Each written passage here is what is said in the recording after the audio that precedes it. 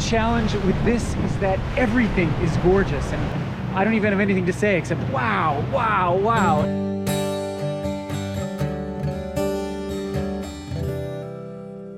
Hi, this is Quinlan, and this morning I am on the northeastern coast of Iwate in the village of Tanohata. Tanohata has a lot to offer. In my opinion, it has the most exciting, adventurous stretch of the Michinoku Coastal Trail, that 1,000-kilometer trail that stretches all the way from Aomori down to Fukushima along the coast. But today, I'm not here to hike the trail. I'm here to ride what's called a sappasen. A sappasen is a little fishing boat used by fishermen for, well, fishing, of course, but also going out to harvest things like sea urchin and various types of seaweed. It's a bit of a misty day, which limits sight, but it also creates a really mysterious, magical atmosphere. I've never ridden on a sappasen. Let's see how it goes. So just gotten on the boat now and we're about to set out. There's 2 boats going out today. I'm the only one in this one, and there's 3 passengers, as you can see, in the other boat over there. Murakami-san here is the captain of our little vessel. And as you can see, a sappasen is the tiny little fishing boat that is used for tourist purposes.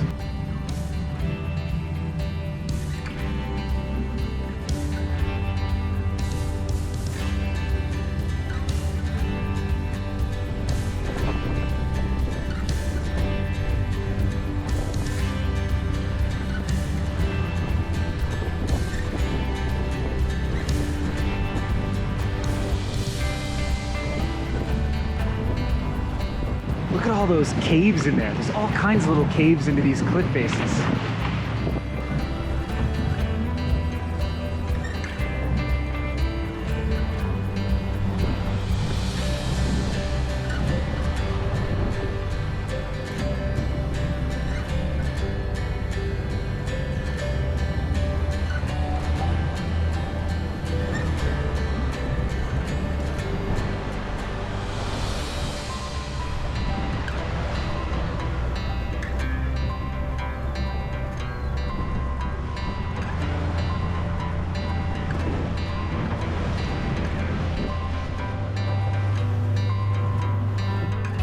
It's actually really wild.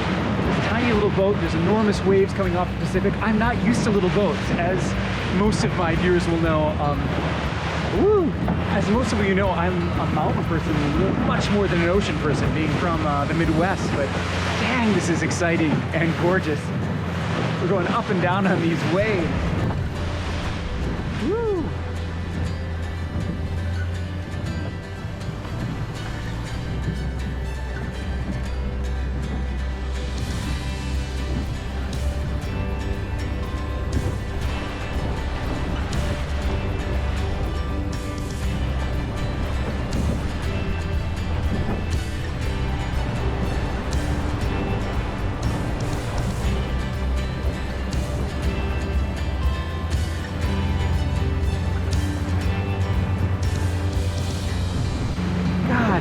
Look at this coastline. This is the Sanriku National Park, and it is perfect.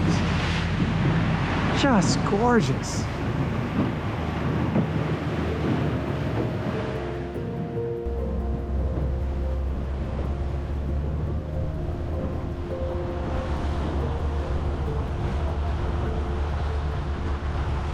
Right behind me here, we've got part of the Michinoku Shiokaze Trail. I actually remember walking this part when I was going south from Kitayamazaki. This area here has a ladder and a steep area going way up there. It's one of the more adventurous spots. But if you decide to walk the coastal trail, there are some really exciting spots like this in the Tanohata Village area. There's a tunnel over there. You can maybe not see, but you come out of a tunnel right there, and then you climb up some ladders and go up there to continue the trail up into these mountains. I'll put a link in the description to the video where I walk out of that tunnel and go up there. These hand-carved tunnels that go along the edge of the coast were made actually about 50 or 60 years ago by locals in order to enable tourists to visit these hidden coves and beaches. They're perfect.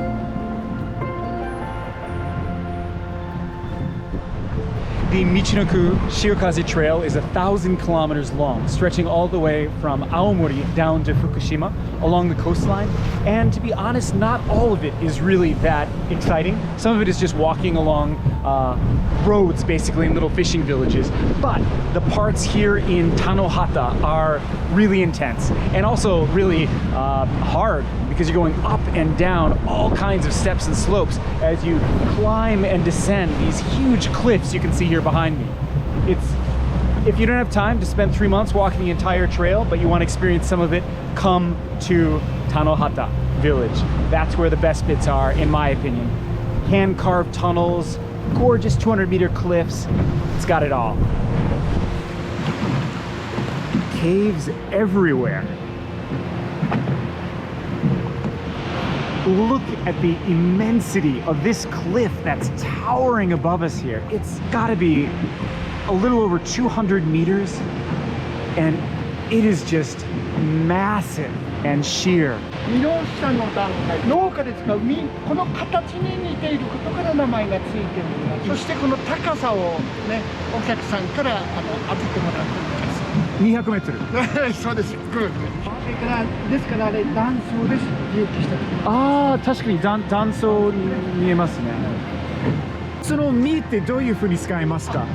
農家でね、豆類っていうか穀物をこうゴミとかいいのとこう仕分けするのにこう実が入ったやつは残って軽い、実が入らない雑物は軽いから外に出る。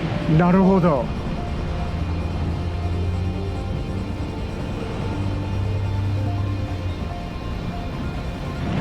Can you see this little waterfall right here? I was just told that it's called Ninosta Falls, Miroshataki, and it's about 178 meters that water is descending. A little waterfall, but gorgeous. Behind me, the way you can see the mist in the trees on top of these 200-meter cliffs is just perfect. Look at this.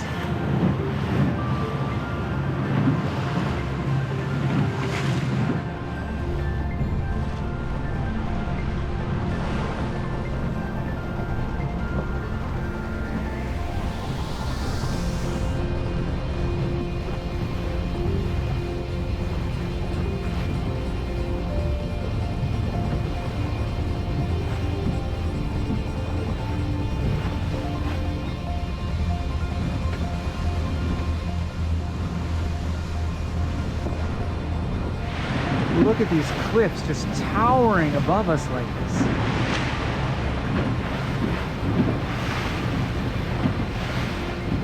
I think when people imagine Iwate, they forget that this too is Iwate. People don't realize that Tohoku has this kind of rugged, spectacular scenery to offer visitors. But it does. I was just informed by the captain, Murakami-san, that can you see what shape the two holes here and these rocks? What does that look like? Does it resemble any animals you can think of? It's an elephant drinking water. If you can see the elephant standing, there's the head drinking water. That's what this resembles. Whew. Can't look at the screen too much or I'm gonna get a little seasick. But wow.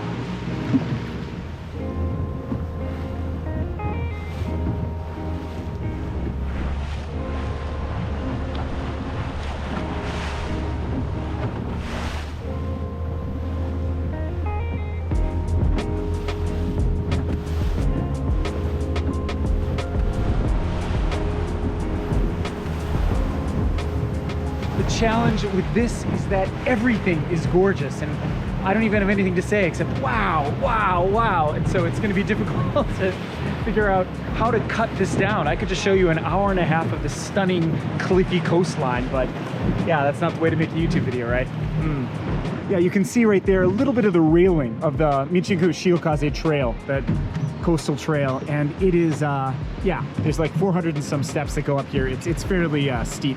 A lot of ups and downs on this trail. So we're on our way back. I'll put the starting points and the ending points in the video description. But yeah, what an adventure. What an adventure. I'll talk more in detail once I get out of the wind back.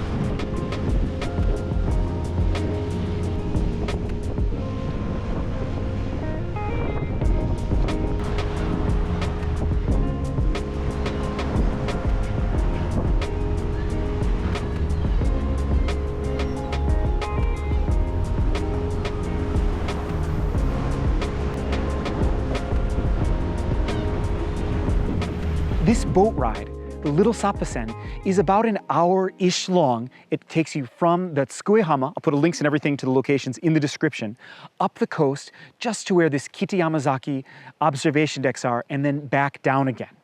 If you get a boat all to yourself, it's 7,600 yen, or about 70, less than 70 US dollars now. If you ride with other people, from 2 people and above, it is 3,800 yen per person, which at the current exchange rate is like $30.